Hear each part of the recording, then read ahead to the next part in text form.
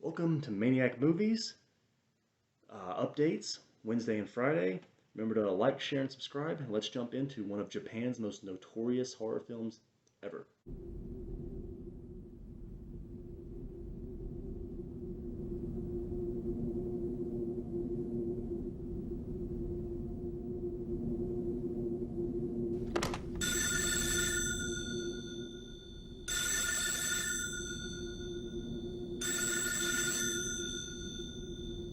Audition, 1999. Probably my favorite foreign language film, and probably the most notorious Japanese horror film of all time. Maybe the most notorious Japanese film of all time, and that's saying something coming from the country that originated hentai. Alright, Audition. So Audition came just as the J-horror fad was beginning. It was literally the year after The Ring, the original J-horror film for all intents and purposes. Now, The Ring is certainly not the first Japanese horror movie. I mean, you go all the way back to House for that. But The Ring was the movie that kind of broke Japanese horror out onto the mainstream. It was the movie that played at festivals, that got noticed internationally, and that got Japanese cinema kind of back on the map after being after falling by the wayside a bit after things like Akira Kurosawa had really been huge in the decades beforehand. But in the 90s, Hong Kong had really kind of taken over as the Asian cinema of the moment in the same way that Korean cinema is kind of the Asian cinema of the moment now. But Japan was huge going into the 2000s. It was largely because of J-horror. Now, J-horror was characterized by a very specific kind of supernatural formula, almost similar to the Blumhouse movies today. Um, but it had its own conventions and its own visual cues. J-horror almost always involved a ghostly apparition that had been wronged in the past, personified by either a woman with long, stringy black hair that covered her face, or a creepy-ass little kid. And, my brother hated creepy ass little kids, by the way. He hated them. He was like, those little bastards. I just want. But but yeah. So J horror had its own unique vision and style, and Audition really falls outside of that. Audition isn't so much a J horror movie; it's a Takashi Miike movie. It falls within almost its own subgenre of Japanese cinema. And part of the reason I say that is because Takashi Miike is one of the most prolific filmmakers of all time, literally. Now, it's kind of impossible to get an accurate count on what director directed the most movies, especially if you take things into account like pornography, because at that point it's all out the window. No one knows how many movies they made. But even then, just looking it up online, you'll get five different answers, because especially in the 60s, 70s, before IMDb, it's hard to even keep track of just how many movies a guy like Russ Meyer made. Or so I mean, Alfred Hitchcock, I mean, he made an ungodly amount of movies. Like back then, before television was really prominent, they would have directors that made a movie, two, three movies a year. And that's exactly what Takashi Miike was doing, especially in the 1990s when he was trying to make a name for himself. So he often presented that it was normal that he had made so many movies. It isn't. If you look up other Japanese directors, they do not have 100 plus movies to their name. And Takashi Miike literally does. I mean, the last movie, not the last movie, the second to last movie he had that got released in the United States, keeping in mind that not all of his movies get a United States release, was literally marketed as the 100th film of Takashi Miike. And Audition came relatively, I won't say fairly, but relatively early in his career. It was in the late 90s, 1999 is when it was released. And it was just as he was beginning to break out. He had made a couple of movies. He had made a fair amount of straight-to-video movies, like movies that either went straight to video or went straight to television in Japan. But he had a movie called Fudo in '96 that actually got some international acclaim. Now, it wasn't any kind of big hit. Neither was Full Metal Yakuza, which was released the year after that. But they both kind of got noticed. And then in 1999, that was really his breakout year with Audition and Dead or Alive, the first in the Dead or Alive trilogy.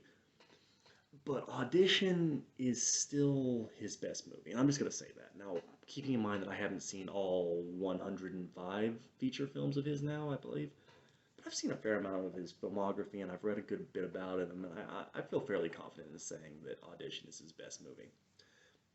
See, he as a director is a quantity over quality filmmaker, which is that when you watch his movies, a lot of the times you get a baseline of it was fine, and there'll be like one great moment, like with Gozu or what's another one, Izo, or even Full Metal Yakuza for that matter, which isn't a particularly great movie, but it has a couple of great scenes in it. But Audition is a fantastic movie. It's a brilliant, carefully constructed movie that is disturbing as all hell. Here's the bagman behind me, for God's sake. So I first saw Audition on late night television on this thing that was being hosted by Bob Odenkirk, I believe is his name, the guy who plays Saul in Breaking Bad and Better Call Saul. He had his own late night hosting gig, kind of like Joe Bob Briggs or something. And I was watching it on a weekly basis just because I had liked his show. What was that show called? The something show with Bob and David? What? Mr. Show with Bob and David. So I was watching it just on the basis of that, and Audition came on. I was like, I didn't really know much about foreign movies, but at the time I was really trying to watch everything I could. So I was like, oh, fine, I'll watch this. You know, I've never been the type of person who's like, subtitles, no, I'm not reading, but so I was like, fine, and I watched it, and man, seeing this thing when you're like 10 in the middle of the night is not the way to watch it. This thing freaked me the hell out, and it still has the power to disturb even after all this time. Now, the Audition is not that exceptionally gory. When you look at something like Hostel, which is very obviously inspired by Audition, even to the point where Takashi Miike has a cameo in it. He's the Japanese businessman that comes out of Elite Hunting, the Elite Hunting business. I have to remember the name of it. And it says, "Be careful, you could spend all your money in there." That was him. That was the guy who directed Audition. But even after so many movies have imitated it, the reason Audition has so much power in the same way that, say, Alfred Hitchcock's Psycho has so much power is that it doesn't project to you right away you're going to get something horrifying. The first half of Audition has almost no horror elements, almost no. You get foreshadowing that Asami is disturbed, but in an era when movies like The Tie That Binds and Fatal Attraction had already been released, you feel fairly confident. Okay, I've seen movies about disturbed stalker women before. The worst she's going to do is boil a rabbit on the stove, and we're not going to even see the rabbit die. You know, so you're not exactly prepared for just how insane this movie goes in its second half, and it really does. But also, like Hitchcock's Psycho, the first half of this movie isn't just killing time, which is something that you can certainly criticize a movie like Hostel for, is that all you're doing is like, okay, so they're getting drunk again. Okay, another girl's taking off her top. When are we doing this? When is the horror kicking in? No, Audition is, like Psycho, is completely engaging in its first half, even though it's not really a horror film yet. It's Audition is best viewed actually as a really interesting commentary on gender dynamics, and you could argue that Japanese gender roles are very different than the United States gender roles, but honestly, the role between man and woman is pretty universal. I mean, certainly you have some countries that are more progressive versus countries that are less progressive, but really a lot of that is pretty set in stone. And I mean, the efforts to change it have really only come in the last 15 years, and they haven't been all that successful. So Audition, I think, is a movie about dishonesty, really, and often well-intentioned dishonesty, or at least self-justified dishonesty. The movie star is played by Ryu Ishibashi, and he's best known to Western audiences mostly for the Grudge remake, Takashi Shimizu's Grudge remake, where he played the cop. He also had a very brief appearance in the sequel, but I didn't like the Grudge 2, so I don't remember it that well. And also playing the Yakuza boss in the Jet Li Jason Statham action movie War. But he's had a very long career in Japan, going back to the 70s and 80s when he was actually a very celebrated musician. But in Audition, he's a fairly regular Joe. He's just this guy who tragically lost his wife, and the movie does a good job of setting that up in the opening where his wife is dying in the hospital, and apparently no one has informed his son, who looks to be about 6 or 7, just how severe her illness is. And his son walks in with this get well card thinking, mom's getting out of the hospital any minute now, and that ain't happening. And it's a very sad moment. And that's something Takashi Miike actually intended, was that in the 1990s, Japanese movies were often marketed to female audiences. And the comparison I've heard is that in the same way that American movies are usually marketed to younger audiences, it was just women were the people who were going to the movies at that time. So he was almost making a parody of the classic Japanese family drama. In that in the beginning of this movie, you feel like, okay, I'm watching this movie about this sad middle-aged guy who lost his wife and has a kid and hasn't really gotten back in the dating scene and is hearing from his best friend and his son that he needs to get back out there after, I believe, 7 years. So he's gonna get out there and maybe he'll meet a woman who's not so good for him, or maybe he'll meet the right woman. And. Like, it's going to be very formulaic. Again, that's not the case. I mean, one thing Takashi Miike will do is he will pull the motherfucking rug out from under you, and you are not in safe hands with this director. And I would actually argue that because he makes so many movies, I think to some extent he just gets bored. So every so often he just has to go completely off the rails and make an insane movie because he's made plenty of very normal movies. Izo was a very simple and straightforward drama. I mean, even Full Metal Yakuza is basically just a RoboCop knockoff. There's nothing particularly special about that, even though it did have some cool action sequences. But yeah, so Audition, it's a very careful movie, and it's a very well crafted movie. Uh, so Ishibashi's son, who's clearly in his mid to late teens at this point, his son is I would guess 15 to 17, somewhere in there. You never see him drive, and I actually don't know what the age of driving is in Japan, so that wouldn't even tell me anything if I did. For all I know, 14-year-olds can drive in Japan. I just don't know. But so his son is kind of saying to him, you seem lonely, you seem burnt down, you should get back out there. And he talks to this buddy of his, and his buddy, who's a film producer, is kind of a dick. And his buddy, well, I know I've seen this director and other things. I actually believe he was in that movie Beat Takeshi Kitano directed. What was that called? I can't remember the name of it. Outrage, maybe? Anyway, his buddy's a fairly successful Japanese actor as well. If you watch Japanese movies, I think he was even in Shin Godzilla. But his buddy kind of says to him, like, oh, I've got this wacky scheme. It's like a classic sitcom wacky scheme. It's like, we're going to pretend we're making a movie and we'll bring in girls to audition for you. And you can pick out the girl you want to date. And he's like, isn't that dishonest as hell and kind of fraudulent? He's like, no, because, like, we'll use a real script and maybe we'll get the movie made. Technically we're not lying. We might make the movie. And he's like, okay. Because he's a middle-aged guy. He doesn't want to get back on the dating scene. He doesn't want to go out to a bar and hit on a girl and be like, what's up? Like, yeah, he's not comfortable with that. So he's like, fine, I'll go along with this even though I know it's a terrible idea and whatever. Probably nothing will come of it and I'll just go home at the end of the thing. But he gets a bunch of headshots, and they kind of structure it like an American Idol thing. They keep calling it "Find the Next Heroine." They really do structure it. This is an atypical casting call because they even put out radio ads, which I guess means this friend has a lot of money because he took out radio ads for God's sake just to find his buddy a girlfriend. But they keep saying the next heroine, and I looked this up, and in Japan, calling a woman heroine would be kind of like calling a woman idol in the States. Like American Idol, that's sort of the same thing. Is that heroine doesn't necessarily mean like an action heroine, like the way we would think of it in the States. So essentially, what those ads are saying is be the next American Idol. It's very similar to those shows we see here in the U.S., especially in the 2000s. But I know they still have them here, like America's Next Scream Queen, that reality show that was on about 10 years ago. So they're kind of saying, hey, you could be the next big star. And they even name drop Audrey Hepburn and Julia Roberts, which kind of really shows the influence American cinema had on Japan. Japan is very heavily influenced on American cinema. They really embraced it in the 1960s. So they have a bunch of applicants. They narrow it down to, I believe they say 100. I think they said 100. And then narrow it down again, I think down to 30. Anyway, so Ryo Ishibashi's going through all these headshots, and it's this great moment where he's at his desk, he's looking through them all, and he's got his dead wife's picture on the desk. And he looks at it, and he's just kind of in shame, turns it away from him, because he's like, she would not be proud of me right now. So, turns her picture away, and he keeps going through, and he spills his coffee on this one girl's picture, and it's Asumi.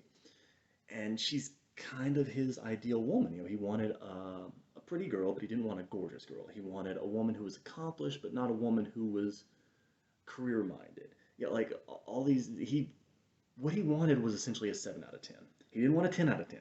He didn't want a woman that would challenge him. He wanted a woman that he could respect. Very specific. So, right there you get into this early kind of level of, you might call it casual or unintentional misogyny, because he's looking, he's shopping. He's trying to find this specific type. It's like he's trying to find Malibu Barbie or something. He doesn't want mall Barbie. He doesn't want beach Barbie. He wants Malibu Barbie. He wants a specific type of woman. He wants a woman that's good looking, but not so good looking that he'll be worried about her finding someone better than him. He wants a woman who's accomplished, but not a woman that's so accomplished that she might leave him behind. He wants this very specific type of woman. And Asumi seems to be checking off his boxes. She was a very dedicated dancer. I won't say necessarily accomplished because she was kind of knocked out of it before she had the chance to be. She was a very career-minded dancer. She dedicated many years of her life to it, then was stopped by no fault of her own due to an accident. And she's pretty, but she's not gorgeous. And she has this kind of, even in her picture, she has this sort of shy quality about her. Like she's she struggles to make eye contact. She kind of like looks down like that. So he's pretty set on her. And as they go through the auditions, it's kind of funny because it's almost like going on 30 bad dates. Because you have some girls that are a little weird, some girls are very weird. Like my favorite one is the one who's like, okay, so this was my first suicide attempt, and this was my second suicide attempt. It's like, okay, next. That was funny to me. But then the one girl who just comes in a jacket and then she takes it off, she's in a bikini. The one girl who just spontaneously undresses. She's like, oh yeah, I'm fine with nude scenes. Clothes off. The one girl is like, oh yeah, I have a history doing pornography, and the friend is like, hey, actually, I think I can use her for another project. So they're burning through these girls. They finally get to Asumi, and it's clear that that was the only one he was ever interested in, because that's the only one he interacts with. The friend even says at one point, like, you're not asking any questions. Are you even still into this? He's like, hey, I'm not paying attention. So he's into Asumi, and when he's talking to her, she's projecting exactly what he wants. She's shy. She's just happy to be there. She's happy to have the opportunity. She's not going in saying, I'm going to be the next big superstar. She flat out says, you're not going to choose me. I know you're not going to choose me. I just came out for the sake of doing it. She doesn't really seem to have a lot of friends. She mentions that she doesn't work. She leads a very simple life. Like she makes just enough money to survive, which implies she's not a gold digger. She talks about, as long as I have enough money to pay for music and books, I'm perfectly fine. And so he's very struck by her. She's exactly what he wanted. And so he asked her out, and she accepts. And she kind of tells him, through the course of their first couple dates, all the things that he would want to hear. She says, like, I'm just so happy to hear from you. I can't stop smiling. She says, she can't make eye contact with him. She kind of tends to sit very shyly like this. And then she'll just kind of giggle and smile at anything he says. She's very easy. She seems very into him also. She's not playing hard to get. She's not doing any of it. She's just very taken with him. So she mentions that she doesn't really have a lot of close friends. That's a plus for him because and she mentions that she doesn't have a particularly close relationship with her family. She mentions they live somewhere, but I'm not familiar with the geography of Japan, so I couldn't tell you if it was anywhere near far. So all of this is really kind of working out exactly what he wants. She is presenting exactly the type of woman he wants her to be. But then we see her alone, and she's just sitting alone in her apartment, staring at the ground with her phone 3 feet from her on the ground, also, not even on a table or anything. And there's this sack off in the corner. So there's the sack. So we know she's off, and the friend even flat out says, like, I can't verify half her information. Like, this girl is a giant question mark. I don't know anything about her, and I get a weird vibe off her. And he says, yeah, I'm an adult. If it's a problem, then I'll just break it off with her. Famous last words. So he goes out with her, and he gets so taken with her that he decides he's going to propose to her. He tells his son about it. His son's happy for him. His son is kind of got his own thing going with his teenage girl. And also, and speaking of, as far as the lead character goes, he really only has seemingly a couple women in his life, his female housekeeper and his secretary. And his secretary obviously has a crush on him. Obviously. And he completely ignores it because she's not very attractive. So he's like, whatever. Which again is that sort of casual, unintentional misogyny that this character projects. It's not malicious. It's just very ingrained in his psyche. It's like, well, I'm not into her, so I don't care that she's completely smitten with me. She can just go file my fucking papers. He doesn't fire her. He doesn't ever really shoot her down or anything. He's just kind of like, oh, hi. And it turns out that he even hooked up with her at one point, but he had no interest in her. It was just like, oh, well, yeah, I was drunk, whatever. So he takes Asumi out on this vacation, and he has sex with her, and he proposes to her, and then she disappears. And he can't accept it. He's like, I've got to find her. There's clearly some kind of misunderstanding. I'm going to fix it. And his friend's like, there's something wrong here. Women don't just leave in the middle of the night. There's something wrong with this girl. You're better off without her. He says, no, I'm going to find her. And he starts digging into her past. And he finds out just how awful her past was. So, this is a fantastic movie. It is brilliantly constructed. It is very careful. The makeup effects are outstanding in this movie. I mean, the acting is great. Everything about this movie really fits into place. It's just a great movie, and it's not really a gore movie, even though it is more unsettling and impactful than a lot of gore movies are. I mean, there are movies that have gallons of blood in them that this movie can't touch. You know, as far as on-screen violence goes, but this movie has way more impact than those do. And a lot of it's because it takes its time, it constructs these situations, and it lets you feel for these characters. And it's also that it becomes so surreal in its second half.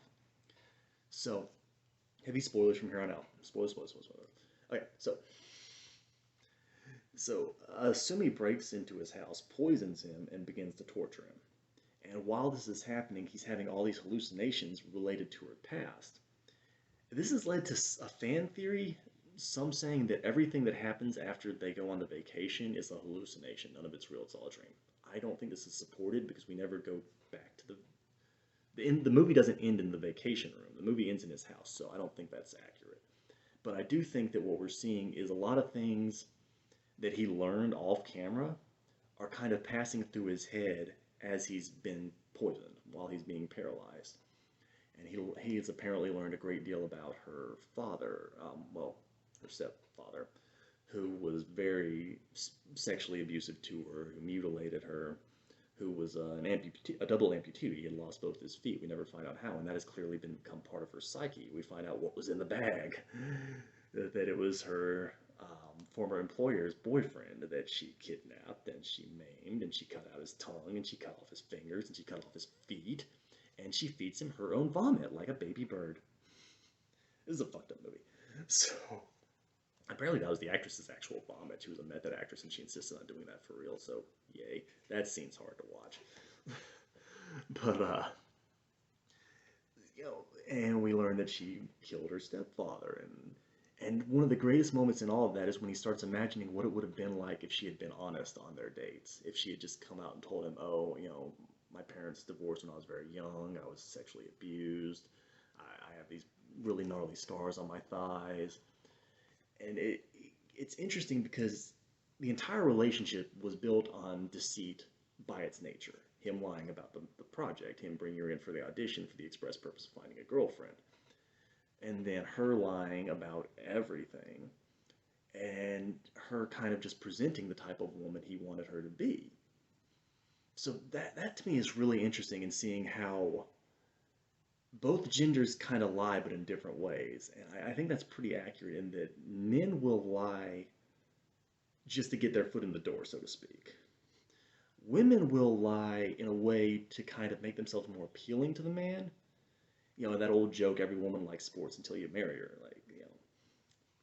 So it's interesting watching these two people lying like hell, and it really comes back to bite both of them in the ass, because Sumi, you know, this doesn't end great for her either. So yeah, it's a harsh movie. A lot of people would credit this movie with kind of birthing the torture fad of the 2000s, you know, because Hostel and Saw, along with to some extent House of a Thousand Corpses, were the movies that led into that series of torture movies that were so popular in the 2000s. And Audition came out in '99. It's also the movie that put Takashi Miike on a map as far as his filmography goes. This and Ichi the Killer are by far his best known and most successful movies. They're also his best movies as far as I'm concerned. Although I do think Lesson of the Evil deserves some acclaim. That movie's never even gotten a stateside release as far as I'm aware. I think it was even banned in Japan. It's a great movie. I actually have a Hong Kong Blu-ray of that. I think I'm going to do that one, maybe not next, but I'm going to do that one soon. I don't know anyone's going to watch that because no one's even heard of it, but I do think I want to do Lesson of the Evil. So Audition is based on a book that I haven't been able to find a US translation of, but translations of books sometimes are kind of lame anyway. I think something gets lost in the translation, so to speak. Yeah. But yeah, Audition is a great movie. It's very impactful. It's a fantastic movie. It's not a movie to avoid if you just have a weak stomach, because again, there's not necessarily even all that much blood in it, but what there is very well done, I mean, which is kind of amazing because special effects in Japan are iffy. I mean, I've seen some god-awful CGI in Japanese movies, and in relatively big Japanese movies at that. But the makeup effects in this movie are extremely well. When she's sawing off his foot, it looks like she sawed off his goddamn foot. When she cuts off her stepfather's head, that scene I love, and a big part of the reason I love that is because the head actually has weight to it. You know, in movies, a lot of times when you see a decapitated head, it looks like it weighs an ounce or two, that it's not blood, brain, bone, that it's just a foam rubber head. But in this movie, when the head falls off, it falls with weight to it. I thought that was great attention to detail.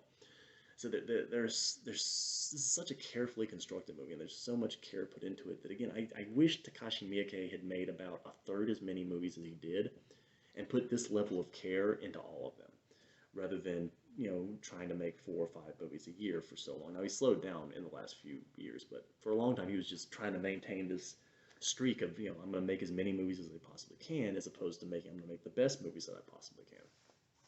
So Audition is his best movie. Ichi the Killer is his second best movie, but it's a great flick, and again I think it probably is my favorite foreign language film. It's also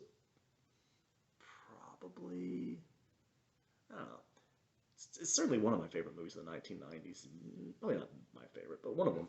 So yeah, I think Audition's a great movie, and I hope people will talk about it more. I do suggest finding the Arrow Blu-ray because the picture quality is way better than the DVD. It's still not amazingly good, but it's a lot better, and it's a big upgrade, and it makes it a lot easier to enjoy the movie when you have a good, clear picture and a good sound mix. Anyway, that's all I got.